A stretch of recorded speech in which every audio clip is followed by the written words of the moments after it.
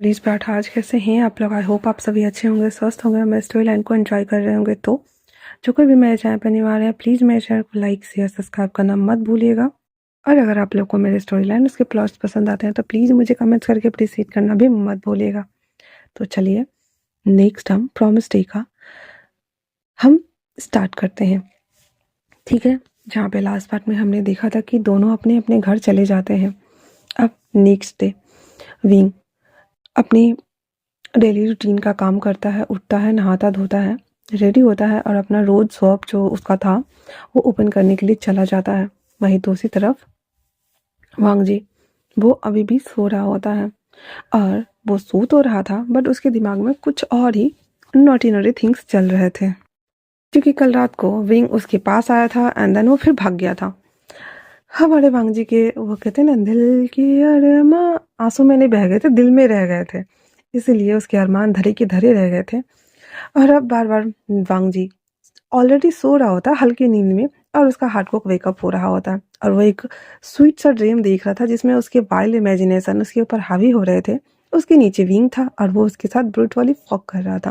बेचारे हमारे विंग के मौत से बहुत ज़्यादा मेलोडी सॉन्ग्स निकल रहे थे और वांग जी उस ABCDE में खो गया हुआ था।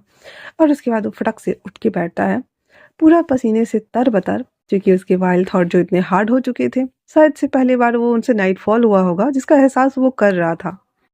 और अपनी सांसों को नॉर्मल करने की कोशिश करते हुए कहता है खुद से, ये क्या था, ये मैंने कौन सा सपना देखा है। हाँ। फिर वो जब चादर हटा के देखता है, आई मीन की कंबल हटा करके देखता है, अपने लिटिल लॉयन को वेकअप देख करके उसकी तो होश उड़ गए थे और वो खुद से कहता है, मैं ऐसे कैसे सपने देख सकता हूँ, ये सब क्या हो रहा है। बेचारे डर गया वो। अभी वो उठ के फटक से वॉशरूम में भाग आता है और खुद को शावर के नीचे खड़ा करता है ताकि खुद को शांत कर सके और काम डाउन कर सके। बट स्टिल अभी भी उसके दिमाग में अब जस्ट ड्रीम से जागा था ना, इसी वजह से ड्रीम्स की कुछ झलकियां उसके दिमाग में रह गई थी और वो बार बार उसी सब चीज़ों को एक पैटर्न के तौर पे रिपीट किए जा रहा था। अब जो कि उसकी बॉडी को शांत होना चाहिए था, ये सभी सोचने के बाद वापस से वो दोबारा वेकअप हो रहा था और ना चाहते हुए भी उसका लिटिल लॉयन शांत हो ही नहीं रहा था, वो और भी ज़्यादा हार्ड हो रहा होता है। अब उसे समझ नहीं आ रहा था कि अपने लिटिल लॉयन को शांत कैसे कराए, इसीलिए वो अपने हाथ से ही उसे मास्टरबेट करना स्टार्ट करता है, क्योंकि अब भाई इसे शांत तो करना होगा ना। अब ये ऐसा तो नहीं है कि अपने आप ही शांत हो जाएगा, इसीलिए वो ना चाहते हुए भी उसे अपने हाथ से रब करना स्टार्ट करता है धीरे धीरे धीरे करके। अब जैसे तैसे करके, अब क्योंकि विंग तो अभी उसे मिलने से रहा नहीं और तब तक तो वो ऐसे खड़ा करके रख नहीं सकता था ना। फिर वो धीरे धीरे उसे सेटिस्फाइड करना स्टार्ट करता है। उसके बाद नहा वहा करके बाहर आता है, कपड़े वगैरह पहनता है तो फ़ोन हाथ में लेते ही उसे पता चलता है कि विंग ने गुड मॉर्निंग मैसेज करा हुआ है। वो अपने टाई वेल को ठीक कर रहा होता है, तभी उसके दिमाग में बस एक ही चीज़ चल रही थी। उसने मैसेज देख लिया था कि विंग ने उसे गुड मॉर्निंग मैसेज सेंड किया हुआ है, बट वो रिप्लाई नहीं कर रहा था। स्टिल वो अपने टाई को ठीक करते हुए खुद से ही बोल रहा था कि आखिर क्यों क्यों मुझे विंग का ही सपना आया, क्योंकि कल रात को वो मेरे इतने करीब था इसलिए, या फिर कुछ और। वांग जिया तुमको रुकना चाहिए, क्योंकि जस्ट तुम्हारा हार्ट ब्रोक हुआ था, लेकिन इसके बाद तुम्हारा हार्ट खराब नहीं हो रहा है, तुम्हें आई थिंक डॉक्टर से दिखाना चाहिए, क्योंकि देखो तुम्हारे दिमाग में ना ऐसे वाइल्ड वाइल्ड थॉट आ रहे हैं, तुम्हारे दिल की धड़कन बढ़ी हुई है, पक्का तुम्हें डॉक्टर के पास जाकर के एक बार अपनी BP नर्व्स वगैरह चेक करवाने चाहिए। उसके बाद वो फिर सभी थॉट्स को दरकिनार करते हुए अच्छे से फिर रेडी हो जाता है और रेडी होकर के नीचे आता है ब्रेकफास्ट करने के लिए। फिर अपने अंकल और गगा के साथ में वो नाश्ता करता है। नाश्ता वास्ता करने के बाद वो अपने भाई के साथ ही ऑफिस निकल जाता है, क्योंकि उसे वापस से मीटिंग वगैरह क्लाइंट वगैरह से डील करना था। वहीं दूसरी तरफ विंग हमारा मुंह बना के बैठा हुआ था। ये कितना घटिया इंसान है, इसने मेरे मैसेज को सीन किया और रिप्लाई तक नहीं किया। ये भूल गया क्या कि कल हम कितनी देर तक साथ में थे अमेजिंग पार्क में। ये कितना दोस्त है। हमने साथ में रोज डे मनाया, उसके बाद प्रपोज डे मनाया, फिर हमने चॉकलेट डे मनाया एंड देन टेडी डे भी मनाया। मैं इस बंदे को चांस दे रहा हूँ कि ये मेरे करीब आए, बट ये है कि मुझसे दूर भाग रहा है, ऊपर से मेरे मैसेज सीन करके रिप्लाई भी नहीं कर रहा है। जितना बुरा है ना, सच में। कोई बात नहीं, फिलहाल से मुझे अपने फूल बेचने हैं। हाँ, मैं फूल बेच लेता हूँ, उसके बाद मैं इसे बताता हूँ। और इतना बोल करके वापस से वो फूल को ठल्ली को कट करने में लग जाता है। वहीं दूसरी तरफ वांग जी मीटिंग में बैठा हुआ था और जैसे उसे मीटिंग ओवर होती है, मीटिंग ओवर होने के बाद जैसे ही वांग जी को अपने फ़ोन की तरफ ध्यान जाता है, उसे याद आता है कि शिट, सुबह में विंग ने उसे मैसेज करा हुआ था और उसने तो गुड मॉर्निंग मैसेज का रिप्लाई करा ही नहीं। उसके बाद वो फ़ोन लेकर के पहले लिखता है कि गुड मॉर्निंग, क्योंकि वो अभी भी मॉर्निंग का ही टाइम था और सॉरी मैं थोड़ा-सा बिज़ी था क्योंकि मेरे मीटिंग्स आ गए थे, इसी वज़ह से मैं रिप्लाई नहीं कर पाया। जब वांगजी मैसेज कर रहा होता है तो सिचन उसके पास आते हुए कहता है, वैसे जिस लड़के को मेरा भाई मैसेज कर रहा है, मैं देखना चाहता हूँ कि वो लड़का कैसा, आई मीन कि उसके आर्ट्स कैसे है, तो तुम उस लड़के को यहाँ बुला लो ना वांगजी। वांगजी कहता है, अरे गगा आप ये क्या बोल रहे हो? तो सिचन दोबारा कहते हैं, मैंने कहा कि मुझे उसके आर्ट्स देखने हैं, तो तुम उसे यहाँ बुला क्यों नहीं लेते हो वहाँ? वांगजी झल्लाते हुए कहता है, गगा ये आप क्या बोल रहे हैं, और वो अभी यहाँ क्या करने आएगा? आह छोड़िए भी। तो उसके गगा कहते हैं, ओह हाँ मैं तो समझ गया, तुम तो बस जस्ट वाले फ्रेंड हो ना, बस बीए वाले बेस्ट फ्रेंड, लाइक ऐसे ना, नहीं बेस्ट फ्रेंड नहीं जस्ट फ्रेंड, ओके। तो वांग जी कहता, गगा चलिए हम चलते हैं यहाँ से। सीचन वापस से कहता है, हाँ ठीक है, तुम गुस्सा क्यों हो रहे हो, मैंने तो बस ऐसे ही कहा था जस्ट वाला फ्रेंड। फिर वो कहता, वैसे मेरी अब शाम में ही मीटिंग है हंगजिया, तो मैं बिल्कुल फ्री हूँ, अगर तुम चाहो तो उसे मिला सकते हो मुझसे, तो बुला लो ना, क्या प्रॉब्लम है? इस पे भी वांगजी कहता है, बट गगा वो तो शॉप में होगा ना। सीचन कहते हैं, सोच लो, मेरी मीटिंग्स है शाम को, वैसे भी मैं पूरा दोपहर खाली हूँ, मैं बस ऑफिशियल वर्क ही करूंगा, अगर तुम उसे बुला लेते हो तो मैं तुम्हारे जस्ट वाले फ्रेंड को देख सकता हूँ। वांगजी कहता है, पर वो तो शॉप में होगा। तो सीजन कहते हैं, तो क्या प्रॉब्लम है, शॉप में होगा तो होगा, उसे बुला लो ना, इतना बोल करके वांगजी कहता है ओके, और फिर वो सीधा उसको विंग को कॉल ही लगा देता है। वहीं दूसरी तरफ विंग वो कस्टमर को ना फूल पकड़ा ही रहा होता है कि तभी तो वो देखता है कि वांगजी ने कॉल किया। भाई साहब का वांगजी का नंबर देखते ही तो विंग का दिल गार्डन गार्डन हो गया, हाई इसने मुझे मैसेज का रिप्लाई नहीं दिया एंड देन डायरेक्ट मुझे कॉल कर रहा है, उसको बहुत अच्छा लग रहा होता है, इसलिए वो कॉल को पिक करता है और कस्टमर को फूल पकड़ा करके पैसे को स्वाइप कर रहा होता है, और फोन उठाने के साथ में वो बोलता है, क्योंकि वो पास ऑन दोनों साथ में ही कर रहा था ना, कि वांगजी रुको 1 मिनट मैं पैसे ले लेता हूँ। फिर उसे फूल पकड़ा करके उसे पैसे, वो खुले जो छुट्टे पैसे होते हैं वो उसे दे रहा होता है। वो कर लेने के बाद विंग वापस से बोलता है कि हाँ ठीक है अब बोलो क्या बात है। तो वांगजी कहता है, एक्चुअली में वो तुम ऑफिस आ सकते हो क्या विंग, वो तुम्हारे आर्ट्स को मैंने किसी पर्सन को दिखाया था, तो वो पर्सन तुमसे मिलना चाहता है, तो तुम क्या आओगे? विंग कहता है, अरे क्या वांगजी मेरे आर्ट्स इतने भी अच्छे नहीं है, तुम्हें पता है ना। तो वांगजी कहता है, नहीं विंग तुम्हारे आर्ट्स अच्छे हैं, और मैंने तुम्हें बताया था ना कि तुम्हारे आर्ट्स सच में वाकई में बहुत अच्छे हैं, और उस दिन तुमसे मैंने जो पिक्चर्स मांगे थे ना, बस थोड़ा सा ना प्रोग्रेस की ज़रूरत है, बाकी बिल्कुल ऑल परफेक्ट है, तो तुम आओ और दिखाओ बाकी के जितने भी आर्ट्स हैं वो सभी, और इनसे बात करो तुम, ठीक है ना? देखो विंग तुम आओ और दिखाओ और इस पे वर्क करो, अगर सेलेक्ट हो जाते हो तो अच्छी बात है ना, फिर अनाथ आश्रम के लिए तुम बहुत कुछ कर सकते हो, जो उनकी ज़रूरतें होगी वो भी पूरा हो जाएंगी, तो तुम्हें आई थिंक से आकर के यहाँ पे बात करनी चाहिए। वहीं दूसरी तरफ विंग पहले तो वो सकचा रहा होता है, पर वांगजी की बात गौर करने लायक थी, इसलिए वो कह देता है कि हाँ ठीक है, एक बार बात करने में क्या जाता है, और ये सोच करके वो कहता है, हाँ ठीक है आता हूँ, बट मैं अभी शॉप पे हूँ। तो वांगजी कहता है कि तुम थोड़ी देर बाद ही आ जाना, अभी क्या ज़रूरत है, वैसे मैं तुम्हें कंपनी का एड्रेस सेंड कर रहा हूँ, तो तुम आ जाना ठीक है ना। तो विंग कह देता है कि ओके ठीक है मैं आ जाऊँगा। वहीं दूसरी तरफ विंग वो जो थोड़े बहुत फूल बचे थे, एक दो कस्टमर जो और थे उसको वो डील करके बेच देता है, बाकी सारे फूल के ऊपर ना प्लास्टिक का कवर चढ़ा करके अंदर में पानी स्प्रे कर देता है, ताकि वो जब वापस आए ना तो फूल फ्रेश रहे और वापस से वो शॉप ओपन कर सके। उसके बाद वो शॉप को बंद कर देता है एंड देन वापस से उसी एड्रेस पे जो कि वांगजी ने सेंड किया था ऑफिस का, वहाँ के लिए वो निकल जाता है। अब इधर तो ये बात हो गई कि विंग को उसने बोल तो दिया आने के लिए सब कुछ, उसके बाद वांगजी उधर कहता सेट। तो सीचन कहते क्या हुआ? वांगजी ना पैनिक कर रहा होता है, तो सीचन कहते हैं, अचानक से तुम्हें ये क्या हो गया, तुम्हें तो खुश होना चाहिए ना वांगजी। वांगजी कहता है, "हाँ, खुश होना चाहिए था, एक्चुअली में गगा वो क्या है ना कि मैंने उसे बताया ही नहीं, और वांगजी ना विंग को बताना नहीं चाहता था कि वो लैंड कंपनी का सीईओ है, या वाट एवर उसके पास ब्रांड है, नेम है, बहुत सारे ब्रांच है, और वो खुद की कंपनी को वो होल्ड किए हुए हैं, तो उसने ऐसा कुछ तो विंग को बताया नहीं था, इसलिए वो कहता है, "हाँ, मैंने उसे बताया नहीं है कि ये कंपनी मेरी है और मैं यहाँ का सीईओ ही हूँ, और एक तरह से देखा जाए तो मैं उसे बताना भी नहीं चाहता।" तो इतना सुनना हुआ ही था, तो सीचन कहते हैं, लेकिन क्यों नहीं बताना चाहते वांगजी, आज नहीं तो कल तो उसे पता चलना ही है, तो फिर तुमने क्यों छुपाया? तो वांगजी कहता है, एक्चुअली में मैं उसे बताना नहीं चाहता कि मैं लैंड कंपनी का हायर हूँ एंड देन सीईओ भी हूँ। आपको पता है ना वो अनाथ आश्रम से है, वो जानेगा तो वो डर जाएगा, या फिर वो शौक नहीं हो जाएगा, फिर वापस से मेरे बहुत बहुत सारे बॉडीगार्ड्स और ये सब आगे पीछे घूमेंगे तो उसे डर भी लग जाएगा ना गगा। तो उसके गगा कहते ओ अच्छा ऐसा क्या, तो मैं जो सोच रहा हूँ वो बिल्कुल सही है, वी आर जस्ट फ्रेंड ना वांग जी। तो वांग जी चीरते हुए कहता गगा।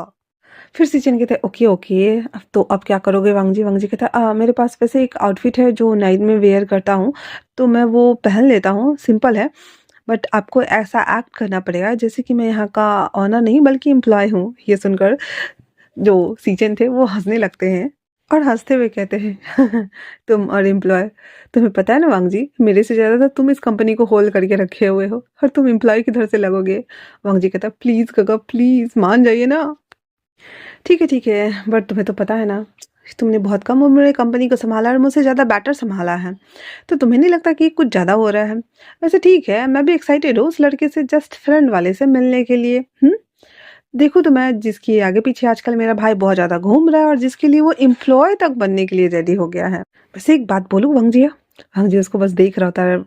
सीजन उसको फिर से टीज करते हुए कहता है लगता है मेरे भाई को मिस्टर लैन को, आई मीन कि मिस्टर लैन वांग जी को उसका पसंदीदा मर्द मिल गया है।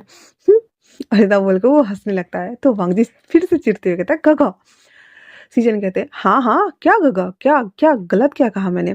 एक बात बताओ, वैसे मेरा भाई किसी से सीधे मुंह बात नहीं करता है, किसी एम्प्लॉय के पास नहीं जाता है, किसी एम्प्लॉय से मतलब नहीं रखता है, काम टू काम रखता है, और आज देखो आजकल वो कुछ ज्यादा ही किसी के क्लोज नहीं जा रहा है, इवन जस्ट फ्रेंड। बेचारे हमारे वांग जी का फेस रेड टमाटर बन गया था। और सीचन जब देखते कि इसका भाई साई साई फील कर रहा है, वो कहता ओके ओके ओके, चलो चलो चलो हम रेडी हो जाते हैं, ओके ना? फिर वांग जी रेडी होने के लिए चला जाता है। उसके बाद जब विंग आता है तो नीचे सबको बता दिया गया था, मतलब रिसेप्शन पे, कि कोई आएगा लड़का तो उसे आने देने के लिए। तो फिर उसे पता ही था कि विंग आने वाला है, तो वो उससे मिलने के लिए ऊपर आता है। और जो सिक्योरिटी गार्ड था उसे लेकर के वो ऊपर आता है सीजन के ऑफिस तक। अब नीचे तो बता ही दिया गया था, इसलिए वो सिक्योरिटी गार्ड वाला उसे खुद लेके आता है और सीजन के ऑफिस के बाहर छोड़ देता और कहता है आप अंदर जाइए।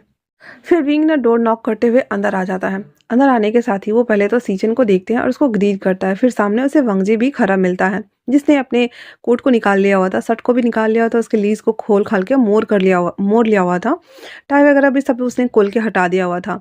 फिर वांगजी विंग के पास आते हुए कहता है विंग तुम आ गए? विंग कहता है हाँ मैं आ गया, तुमने बोला था तो तुम श्योर हो ना कि मुझे इन्होंने? वांगजी कहता है शांत हो जाओ पहले, ठीक है ना? विंग को ना सीजन के सामने आमने बिठाता है, देन वो सब बात करना स्टार्ट करते हैं, जहाँ पे विंग से सीजन का पूछते हैं कि तुम्हारी पेंटिंग तो काफ़ी अच्छी है, तुम थोड़ा सा प्रैक्टिस करोगे तो काफ़ी इम्प्रूव कर सकते हो। तो विंग बताता है कि वो बस ऐसे शौक के लिए बनाता है, उसे ये सभी चीज़ें करना अच्छा है, वो द आर्ट बनाता है, फुलफिल करता है हार्ट को फिल करने के लिए। एंड द बूजी बनाता है क्योंकि वो उसे चाइनीज हिस्टोरिकल भी पसंद आते हैं, तो वो पेंटिंग से रिलेटेबल बहुत सारी बातें करते हैं। द मैक्सा, ये भी पेंटिंग उसने देखा हुआ था और जिसके बारे में उसे इस आर्ट के बारे में उसे जानना था, एंड देन वो सीखना था, तो वो लोग इसी सब पर डिस्कस करते हैं। और बहुत सारी चीज़ें, ऑयल पेंटिंग्स हो जाती है, गोल्ड पेंटिंग होती है, तो उन सभी के ऊपर वो बात करते हैं। सीजन भी उससे काफ़ी इम्प्रेस्ड था क्योंकि कहीं ना कहीं विंग को इन सभी चीज़ों का नॉलेज तो था। एक जापानी पैटर्न में भी पेंटिंग बनाई जाती है जिसके बारे में विंग को पता था। तो सीजन उससे इम्प्रेस्ड होते हुए कह रहे थे कि अगर तुम थोड़ा सा सीखो, सुधारो अपने आप में, तो तुम्हारी पेंटिंग स्किल्स काफ़ी अच्छी हो जाएगी, अपने लाइफ में प्रोग्रेस कर सकते हो, अच्छा पेंटर बन सकते हो, आर्टिस्ट बन सकते हो। अगर तुम सही से पेंटिंग करना सीख लेते हो तो तुम्हारी एक आर्ट बहुत महंगी भी बिकेंगी और ऊपर से म्यूजियम में भी लगाए जाएंगे, तो उसके बाद तुम अपने अनाथ आश्रम के लिए बहुत कुछ कर सकते हो विंग। अब जाके विंग को सच में एहसास हो रहा था कि हाँ अगर ऐसा कुछ होता है, जैसे कि लोग कहते हैं ना सपने दिखाए जाते हैं, तो जस्ट लाइक विंग को सपने दिखाए जा रहे थे। तो विंग को भी एहसास हो रहा था कि हाँ अगर ऐसा कुछ होता है, सक्सेसफुल आर्टिस्ट वो बन जाता है, तो वो अनाथ आश्रम के लिए कुछ तो कर सकता है। बात कर लेने के बाद वो दोनों जब बाहर निकल जाते हैं तो विंग वांगजी से पूछता है, अब वो विंग को ना वांगजी बाहर छोड़ने के लिए जा रहा होता है, तो विंग पूछता है वांगजी से कि ये तो तुमने तो कहा था कि तुम छोटे मोटे कंपनी में काम करते हो और पैसे इन्वेस्ट करते हो, पर ये तो इतनी बड़ी कंपनी है। तो विंग के सवाल के बाद वांगजी के पास जवाब क्या? वो सोच रहा कहता एक्चुअली में हाँ क्या है ना कि मेरे पापा इस कंपनी में पैसे लगाए हुए थे, तो मैंने बोला था ना कि मैं भी कभी-कभी ये काम करता हूँ, तो मैं वही चेक करवाने के लिए आया हुआ था और कुछ भी नहीं। बस उसके बाद मेरे सर से मुलाकात हो गई थी, तो फिर मैंने तुम्हारे बारे में सिफ़ारिश भी कर दी। विंग कहता, ओह! अच्छा ऐसा क्या? ठीक है। अब वो दोनों तो भाई इस पे डिस्कस कर चुके थे एंड देन क्लियर कर चुके थे, बट अदर्स लोग, वांगजी भाई सीईओ है, तो जो एक तो पहले सिक्योरिटी गार्ड था वो बो डाउन करता है एंड देन जो एम्प्लॉइज़ वगैरह आ रहे थे, जा रहे थे, वो वांगजी को बो डाउन कर रहा था। फाइनली वांगजी ने विंग को बाहर लाके छोड़ दिया था। फिर वो तो पहले अंदर कुछ नहीं बोलता है, पर वांगजी बाहर जब आ जाता है विंग को छोड़ने के लिए, तो विंग उससे पूछता है, एक बात बताओ? तो वांगजी कहता है, हाँ, क्या हुआ? ये सारे लोग तुम्हें बो डाउन क्यों कर रहे थे? अब तो भाई साहब वांगजी के फेस पे हवाइयाँ उड़ी, कहीं से पता तो नहीं चल गया? फिर वो बेचारा हमारा वांगजी हकलाते हुए, घबराते हुए विंग से कहता, अरे मैंने भी जस्ट बताया ना तुम्हें कि मेरे डैड, हाँ, मेरे डैड ने यहाँ पे बड़े पोस्ट पे हैं, मुझसे भी बड़े पोस्ट पे हैं, मैं तो छोटा-सा एम्प्लॉयी हूँ। तो हाँ, मेरे डैड को करते हैं तो कभी-कभी ये लोग मुझे भी कर लेते हैं। हाँ, यू नो ना, same same but different different. Wing कहता, ओह! अच्छा ऐसा क्या? बहुत अच्छी कंपनी है ये तो। विंग कहता, ओह! अच्छा ठीक है, तो फिर मैं चलता हूँ। तो वांगजी उससे कहता है कि चलो मैं ना तुम्हारे लिए टैक्सी बुक कर देता हूँ। विंग कहता, नहीं-नहीं, मैंने आने से पहले ही बुक करके रखा हुआ था, तो वो आता ही होगा, ठीक है ना? एंड देन थैंक यू वांगजी, मेरे लिए इतना सब कुछ करने के लिए। तो वांगजी कहता है, अरे नहीं-नहीं, मैंने सब ऐसा भी कुछ ख़ास नहीं किया है। तो विंग उससे कहता है वापस से, तो क्या मैं तुम्हें ट्रीट दे सकता हूँ? वांगजी कहता है, अरे नहीं, उसकी ज़रूरत नहीं है। तो विंग कहता है, प्लीज़, प्लीज़, प्लीज़। तो वांगजी फिर मान जाता है और कहता है, ठीक है, चलो चलते हैं। सामने एक कैफ़े शॉप है। विंग कहता, हूँ ठीक है। फिर वो दोनों रोड पार करके इस साइड आते हैं कैफ़ेटेरिया में और आकर के वो बैठ जाते हैं और फिर वापस से दोनों अपने-अपने पसंद का कॉफ़ी ऑर्डर कर देते हैं। कॉफ़ी ऑर्डर कर लेने के बाद जो विंग था ना, वो वांगजी की तरफ देखते हुए कहता है, वांगजी थैंक यू। तो वांगजी कहता है, किस लिए? विंग कहता है, तुम्हारी वजह से आज ये सब कुछ ना सक्सेसफुल हो पाया है, वरना मैं तो कभी सोच भी नहीं सकता। और अगर जब ये हो जाएगा तो मैं अनाथ आश्रम के लिए कुछ कर पाऊंगा, मुझे अच्छा लगेगा ये सब कुछ करके। थैंक यू सो मच कि तुम मेरी लाइफ में आए। अगर तुम उस दिन वहाँ नहीं आते फूल खरीदने के लिए, ऊपर से तुम्हारा हाथ ब्रोक नहीं होता उस लड़की के साथ में, तो फिर हम ये 4-5 दिन जो साथ में घूमे थे और तुम मुझे नहीं जानते, तो आज मेरे लिए इतना नहीं कर पाते। थैंक यू कि तुम मेरी लाइफ में आए। और वो बोल रहा होता है और वांगजी हँसने लगता है। फिर वो विंग से कहता है, विंग मैंने पहले ही बोला था ना कि वो हार्ट ब्रोकन वाली बातें ना अब दोबारा मेरे सामने में रिपीट मत करा करो। विंग कहता है, ओह सॉरी सॉरी। और उसके बाद वांगजी वापस से विंग को देख रहा होता है। बेचारे के साथ सुबह में जो हादसा हुआ था, वो भी नींद में, वो वांगजी के दिमाग में वापस से ना पॉप अप होना शुरू हो जाता है। और वो विंग के बारे में लिटरली कहूँ तो वो सोच रहा होता है बेचारे की लिटिल लॉयन। उसके बाद फिर वो लोग कुछ और बात करने लगते हैं, तब तक कॉफ़ी भी आ जाती है और वो लोग ड्रिंक करना स्टार्ट कर चुके थे। उसके बाद वो वापस से विंग उसे कहता है, वांगजी थैंक्स अगेन। तो वांगजी फिर से कहता है विंग से, हाँ कितनी बार थैंक यू बोलोगे विंग, अभी जस्ट थोड़ी देर पहले तो बोला था ना। तो विंग बोलता है, जितना भी बोलूँ कम है, अच्छा लगता है बोलना। तुम्हें नहीं पता, मैं सच में इस अनाथ आश्रम के लिए ना बहुत कुछ करना चाहता हूँ और मुझे मेरे पास कोई रिसोर्सेज नहीं थे जिससे कि मैं उसे कर सकूँ या फिर अपने लिए कुछ ऐसा इनकम बना सकूँ। But thank you so much. 10 बार, 20 बार, 25 बार भी बोलूँ ना तो कम है। उसके बाद वो लोग उठ जाते हैं कॉफ़ी वॉफ़ी पीने के बाद और बाहर आ जाते हैं। दोनों ने अपनी-अपनी टैक्सी बुलाई हुई थी और वो दोनों रोड कॉर्नर पे खड़े थे, टैक्सी आने का वेट कर रहे होते हैं। विंग वापस से उसे देखते हुए कहता है, थैंक यू सो मच वांगजी। प्लीज़ हमेशा मेरे साथ ऐसे ही रहना, चेंज मत होना, है ना?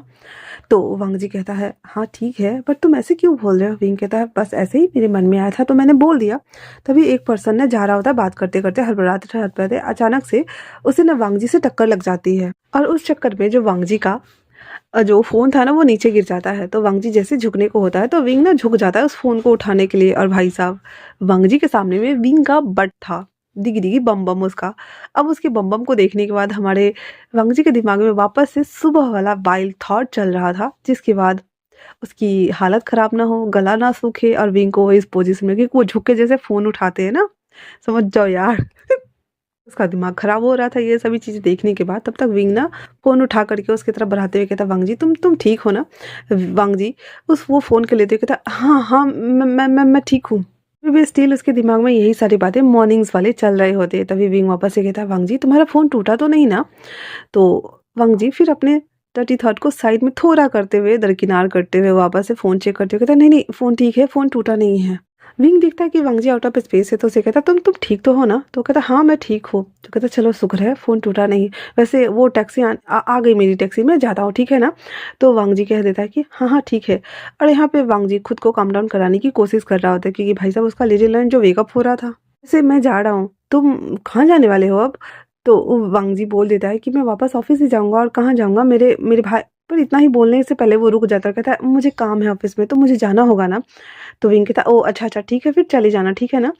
तो वांगजी कहता मैं चला जाऊंगा। विंग कहता "आ, वापस से एक बार और थैंक यू वांगजी"। वांगजी कहता अरे बस करो, कितना थैंक यू बोलोगे? तो कहता नहीं, मैंने बोला था ना जितना बोलो उतना कम है, थैंक यू सो मच दिल से। इतना बोलकर वो टैक्सी में बैठने जा ही रहा था, और कहता ठीक है मैं नहीं बोलूंगा अब और। वांगजी चिढ़ते हुए कहता अब आगे से बोलना भी मत। तो विंग कहता हाँ ठीक बाबा ठीक है, नहीं बोलूंगा। वैसे आज तुम्हें पता है क्या है? तो वांगजी थोड़ा कंफ्यूज था, एंड देन वापस से कहता है कि कुछ बोलूं क्या विंग?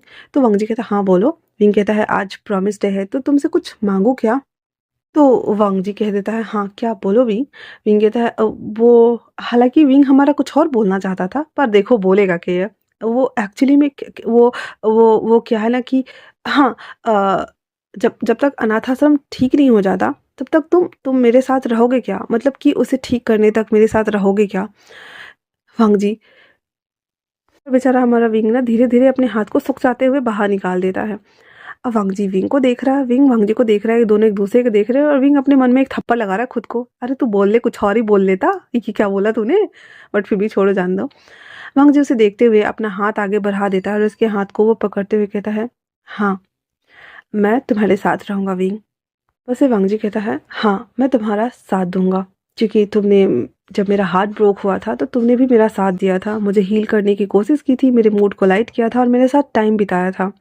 तो मैं भी तुम्हारे लिए, तुम्हारे अनाथ आश्रम के लिए इतना करूँगा, उसको ठीक करूँगा, बच्चों को खुश करूँगा, जो ज़रूरतें होगी उसे पूरा करूँगा। तो मैं तुमसे प्रॉमिस करता हूँ कि मैं तुम्हारे साथ रहूँगा। हम एक दूसरे को देख रहे होते हैं, तभी टैक्सी ड्राइवर हॉर्न बजाता है कि बैठ जा भाई बैठ जा, कितने देर तक खड़े रह के बात करेगा, फ़ोन पे बतिया लियो, बैठ जाओ, मेरा मीटर उठ रहा है। फिर विंग ना, वो दोनों एक दूसरे को देखते हैं, देन बाय बाय करते हुए टैक्सी में आके बैठ जाते हैं, और फिर विंग वहां से अनाथ आश्रम के लिए वो चला जाता है। वही दूसरी तरफ बेचारा वांगजी, पहले तो इतना अच्छा रोमांटिक फील आया था, वाइब्स आ रही थी, वॉल्यूम बज रहे थे, बहुत कुछ हो रहा था, और अभी वापस से विंग को बस जाते हुए वो देख रहा होता है। हर वांगजी के दिमाग में वापस से अपने आप को स्लैप लगाते हुए कहता है हाँ, तुम रोड पे खड़े होकर के दोनों बात कर रहे हो, और तुम्हारे दिमाग में कौन सा डर्टी ख्याल आ रहा है, आउटपुट और इनपुट का, हाँ, और कनेक्टेड का? शर्म करो, बस करो, रोड पे ऐसे नहीं सोचते लोग। उसके बाद वो जैसे ही अपने टैक्सी में बैठने के लिए जा रहा होता है, तो सिचन का कॉल आ जाता है। वांगजी कॉल पिक करते हुए कहता है हेलो। सिचन कहता है छोड़ दिया उसको? तो वांगजी कहता है हाँ हाँ छोड़ दिया मैंने उसको। तो सिचिन कहते हैं तो फिर जल्दी जल्दी से उसको छोड़ के वापस आओ, मीटिंग की तैयारी करनी है हमें, तुम्हें पता है ना। तो वांगजी कहता है हाँ हाँ मैं आ ही रहा हूँ अभी। जब उसके बाद वांगजी ऑफिस के लिए आ जाता है। अब इतनी बड़ी मीटिंग होने वाली थी, तो सिचिन अकेले हैंडल नहीं करने वाले थे, इसलिए वो उसका वेट कर रहे होते हैं। फिर जो हमारा वांगजी था वो ऑफिस आता है और अपने भाई के साथ मीटिंग अटेंड करने के लिए चला जाता है।